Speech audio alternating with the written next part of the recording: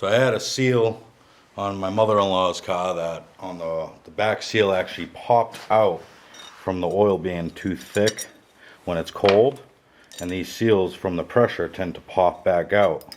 Yeah, let's show everybody what that plug looks like. Oh, well, okay, there it is, all beaten up because we poked a hole through it to get it off, and we're replacing it with a new one. Here is the package, and so you can see that yourself. On the passenger side heads, when oil is cold and viscous, these can just pop out, unfortunately. So what we've done is created a plate that once the new one gets installed, as you can see Lloyd's doing, is it will just hold that plug in place for all eternity after you get it installed. So it's a backup plan. And Lloyd, what did I miss that I should have included in my little thing? Don't drive the car if all the oil comes out. Which in your case happened. All the oil spewed right out. When this seal pops, you will lose all your oil instantly all over the ground.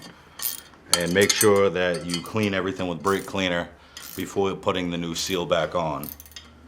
And interestingly, you might wonder why the rear part of the cylinder head on the passenger side happens to have 3 bolt threaded holes that you can put bolts in. And the reason is because the cylinder head is identical on the driver's side and the passenger side.